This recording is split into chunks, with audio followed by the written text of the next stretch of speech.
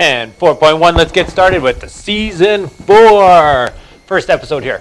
We're looking at properties, and again, we're dealing with quadratic, but this time functions. A little bit different than the equations we dealt with.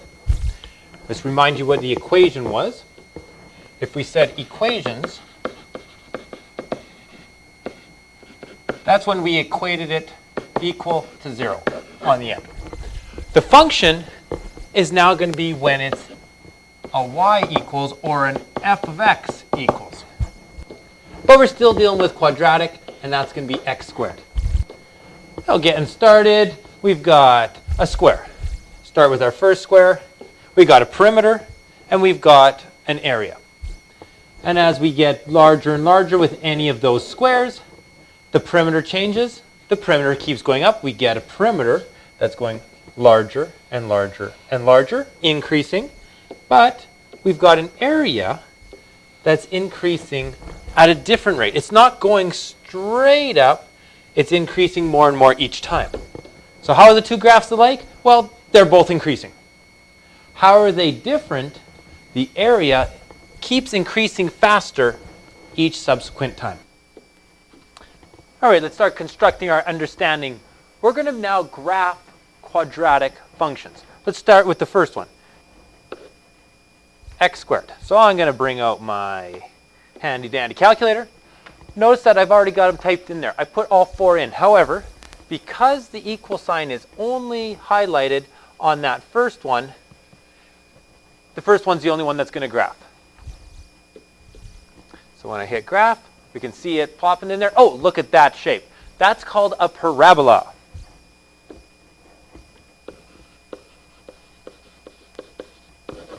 Okay. And it's opening up. Let's go to the second one now. So I'm going to go on the equal sign, hit off, go down to the next one, and hit enter, put that one on. And graph the second one. Ooh, look at that. Let's see how that one compares to the first one. So go back. I'm going to put the first one on now. Oops. There we go. Graph both of them. Oh, look at that. They're exactly the same shape, just that if I put a negative sign in front, it flipped it down. Let's go to putting some other numbers after that. Let's go back to the positive one. So we'll do this one here. Okay, we'll take those two off, and we'll put the next one on. There, graph that one. And hopefully you can kind of say which way it should go. And yep, it's positive in that first leading coefficient. It's opening up. Whoop, change that. There we go. And then you could probably guess what's going to happen with that last one.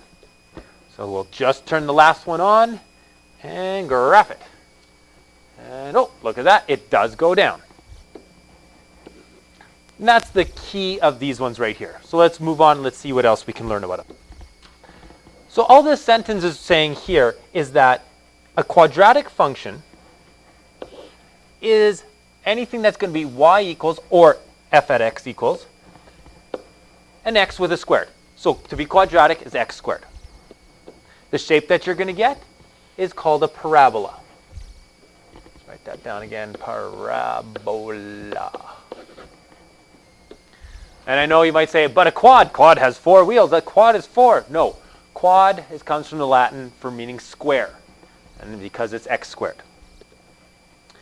All right, so quadratic function, a little definition here, is in this form. And I don't like the words they're using there. I'm going to change it to standard form of the equation. All right, so you first think further.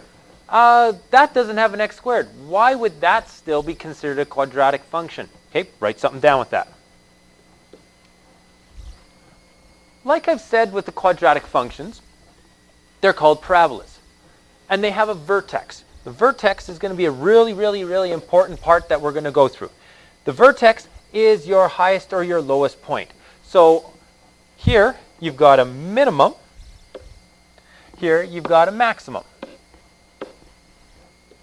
And it's that turning point where it goes back in the opposite direction. And now we got this thing called an axis of symmetry. It's where we would be able to fold that parabola in half. And it's a line. It's always a line. It's always going to be, every single time, an x equals some value. And here's the key of what we've learned so far, is that if the coefficient on the x squared is positive, then it's going to be opening up. However, if the coefficient on the x squared is negative, it's going to be opening down.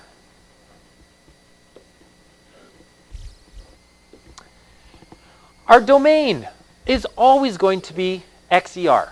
We can have any x values unless we're getting to an application where we say, okay, we can't have negative time or something like that. But otherwise, in the function itself, we can have any x values. The range, on the other hand, is always going to go up or down from the vertex. So in this first one, it's from the vertex, everything above, or y is greater than or equal to whatever the minimum point is. In this other one, it's from the vertex and everything below. So we're going to have y is less than or equal to whatever the value on the vertex was. All right, example number 1. I'm first going to start showing you how to find all these different parts, the intercepts, the vertex, axis of symmetry, all of that from the graph. More importantly, as we go through this chapter, you're going to have to be able to do them algebraically. But let's start with the calculator to see how to get them. Let's graph that first one. 2x squared plus 4x minus 6. Let's graph that and see what it looks like. There we go. We got a parabola. Let's do a quick sketch of it. All right, looks something beautiful like that. We're now looking for the intercepts. We want to find the x-intercepts and the y-intercept. X-intercepts are going to be there, wherever it crosses the x-axis. Y-intercept is going to be there. An important thing that we've talked about already is that x-intercepts are always going to be when y equals 0. That's because along the x-axis, we've gone x comma 0. It's always going to be comma 0. And your y-intercept is always going to be when the x equals 0. 0 comma some y value. So because the x-intercepts are when the y is 0, we're going to look for what's called the zeros of the graph. The way we're going to find that, we're going to go with the graph already on our calculator. We're going to hit second, and on the trace key, calculate. We're going to go down to where it says 0. We're going to find the zeros of this graph. Hit enter. Now we're going to scroll, and it says left bound. Well, I need to go on the left side of that x-intercept. Hit enter. Then we're going to go to the right side and hit enter. Notice that the two arrows up above are looking in towards the middle. So we need to be somewheres from that x-intercept, someplace on the left side, that's the left bound, and then someplace on the right side, so that our arrows look inwards. And then it's going to find the x-intercept in between. So hit enter, and look on the bottom there, and it tells us the zeros at -3. There's your first one. Let's do the exact same thing. Let's find the other one. This time we're going to move, we got to go second, calculate on the trace key, down to the 0, enter. Let's scroll over so that we're on the left side. This time when we look at our intercept, the left side is below. The right side is above the axis. All right, so left bound, good. I'm below there. Enter. My arrow's pointing in towards, good. I'm above now. Enter. Looking in. Guess. Well, yeah, give me the right answer, but guess, I guess, is all you can do. Yep, there it is. We got one. So our two x-intercepts are going to be the -3 and the +1. So let's write that down. X-intercepts, x equals -3 and +1. Now let's find our y-intercept. We're looking at this value right here, where the x is equal to 0. It's actually easiest just to plug 0 in and say,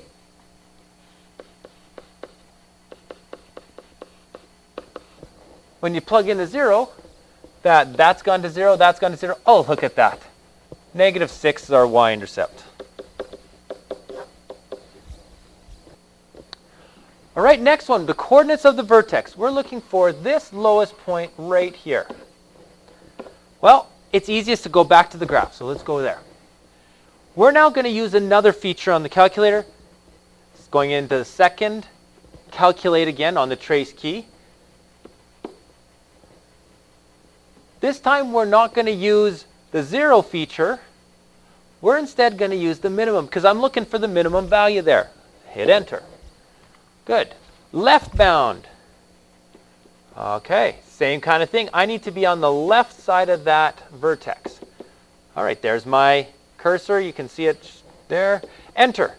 Got the arrow looking in. Good. Now right bound.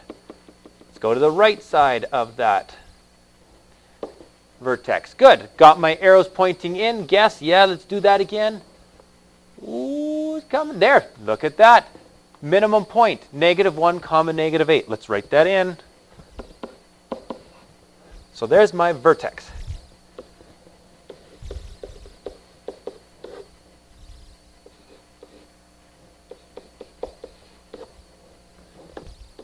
Equation of the axis of symmetry. That always goes straight through the vertex. And it's always going to go through the x value of the vertex. So your axis of symmetry is going to be at, like I said, always x equals, and we just look at the x value of the vertex, -1. Domain is the nice easy one, because it's always the same, xer. Range, last one. The range is now going to be from the vertex again, and because the a value was positive, it's going up from the vertex. So the y values are always going to be greater than or equal to whatever the y coordinate of the vertex was. Do a bit of color coordinating. Your axis of symmetry is related to the x of the vertex. Your range is related to the y of the vertex. Looking how to algebraically solve for your x-intercepts, which is a real important thing to do. We know that, again, the x-intercepts when y equals to 0. So you take that equation, make it equal to 0. Oh, we got a quadratic equated to 0. Hey, let's factor it. So this is where those techniques that you've learned already, those of factoring, so in other words, our solve techniques. We can solve by factoring. We've learned how to solve by completing the square. We've learned how to solve by quadratic formula.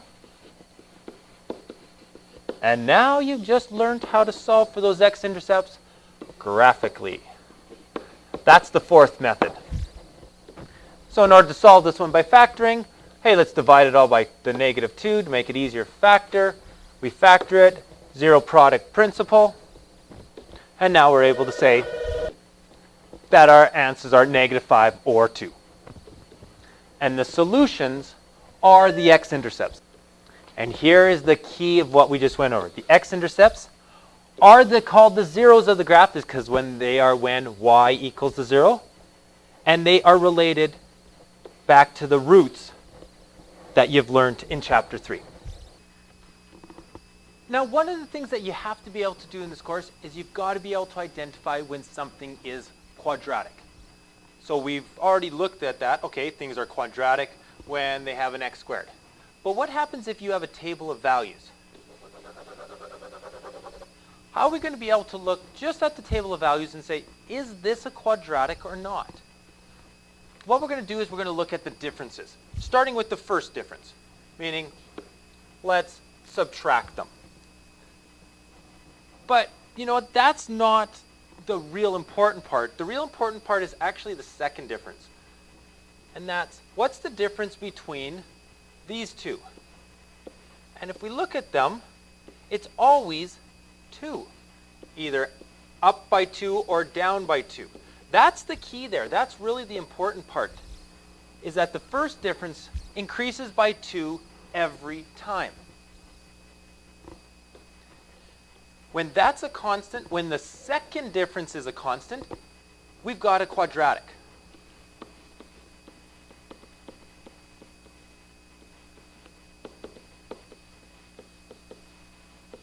If the second difference is constant, we have quadratic. So now taking it to that next level, what happens if that a value in front of the x squared, what if it's a 2 instead of just a 1? What's going to happen to the first difference? What's going to happen to the second difference? Work that through for yourself. You need to see what patterns emerge. All right, example number 2.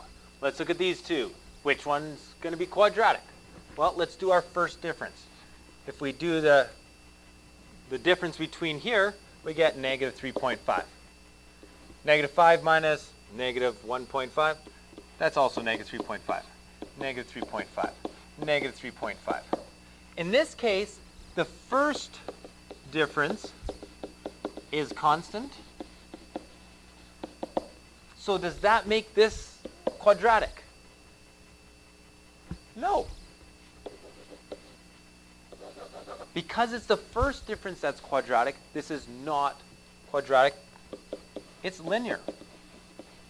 It's going up by a constant rate. First difference constant is linear. Let's look at the next one. 5.5 minus negative 3, that gives us 8.5. 14 minus 5.5, that's 8.5. That's 8.5. That's 8.5. Again, the first difference is constant. If the first difference is constant, not a quadratic. It's linear. So that's no fun. I'm going to go actually to their question, and we're just going to look at table B. So again, for the same kind of thing. In order to find quadratic, we have to look at the second difference. So let's see. Doing the difference here, again, as you can see, that's negative 5. The difference here, negative 7. Difference here, negative 9. The difference here, negative 11. That's your first difference. We need to go to the second difference to decide. The difference here is going to be negative 2, negative 2, negative 2. Ah, that's constant. It's important the second difference is constant. That's quadratic. How are you going to remember it's the second? Well, we're talking quadratic. Quadratic is squared. So if we're talking quadratic, second difference. All right, now let's finish her off with a nice solving the problem. A projectile is launched upward at a speed of 50 meters per second. Its height in meters after t seconds is modeled by this. Hey, nice, they gave you an equation. It's quadratic. It's got a squared in there. We're going to graph this. All right, let's pull out our handy-dandy best friend, our calculator, and let's plug in what I've got highlighted in the green. Now, if I hit graph, we'll go, all right, that didn't do too much. So we've got to do a little bit of thinking, especially with applications, as to what is relevant information on our graph. So first of all, if t is talking about seconds, do we talk about negative time then? No, because that's before the projectile is launched. I don't know what was happening. So we're going to go to window, and we're going to change, because t is with the x, we're going to take that down 0. Now, what should we use for the x max? Well, that's really going to be determined by when does it hit the ground after we launch this projectile. We can come back to that one and just see what it does first. Then let's go to our y values. The y, that's the height. Well, the ground is at 0. We're not really going to be talking about this projectile going and down into the ground. So I don't need anything below 0 for the ground level. Now there is an important number that we can get right off of our equation right now. And that's this number. Whoa, that went black. There, just circle it. And this is going to be, from the standard form, our y-intercept. Because y-intercepts, when x equals 0, this would be going to 0. This would be going to 0. And then we just have left over the 10. So when I look at the graph, the y-intercept is going to be 10, and I have to decide, is it going up or down from that spot? Well, we're launching a projectile. It's going up. So it's kind of no point in starting at a y, or a max of y at 10, because I'm not going to see anything. Let's go higher. I don't know. Let's say 100 to start. Let's graph and see if I see everything. Oh, still not far enough. Oh, I see it coming down. So now I can start seeing the graph, and I'm going to now play around with my window. I need to go higher than 100, so I'm going to go 150. Let's try that out. Do I get to see the vertex? Yes. Do I see when it hits ground? No. So I need to increase my x. So let's go to 15. Let's try that. See if I get to see the whole graph now. There we go. Now I see the graph. Now I can do a quick little sketch for myself.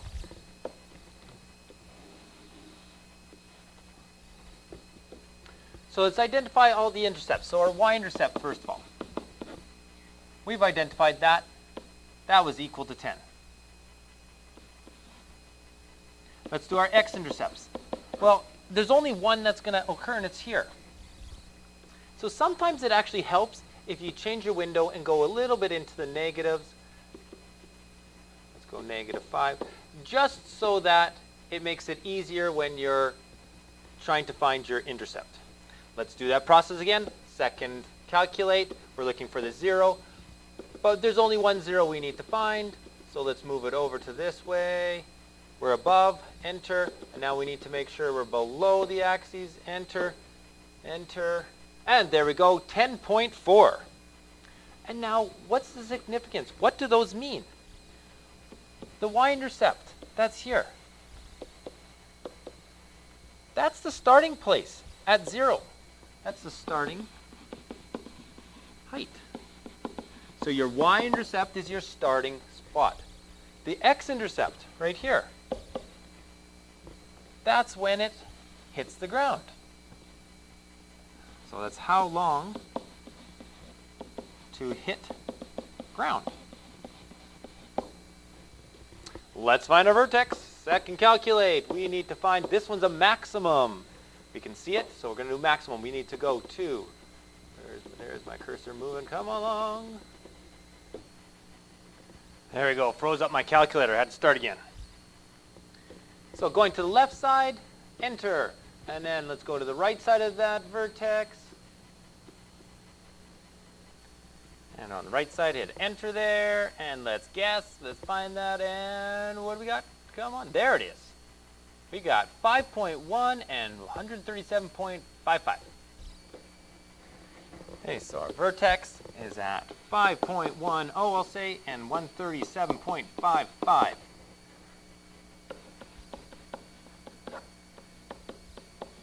Brackets around a vertex point. So the very important part of this is, what does that mean? Well, the y value is our h. So this is our max height. That's the highest that this projectile is going to go. And then this one, this was our t, our time. So this is the time to get to max height. 5.1 seconds to get to 137.55 meters. And then finally, our domain and range. Our domain started at 0 and goes until we hit the ground, which is 10.4. So our t value is in between that. So t is less than or equal, or 0 is less than or equal to t, less than or equal to 10.4. There's our domain. What's the significance of that? The time that the projectile is in the air is from 0 to 10.4 seconds all the way along. Our range now. It starts at 0 and goes up to 137.55. And that's our height. What's the significance of that? Well, the height of the projectile is anywhere between 0 to 137.55 meters. Extremely important questions here. You have to be able to identify quadratics both from an equation and from a table of values. 2 rules that I showed you there, please make note of those, bring them together. As well as, if you have standard form, what characteristics, what can you read straight off of the equation to know for that quadratic function? Finish those off, answer them up, see you in class.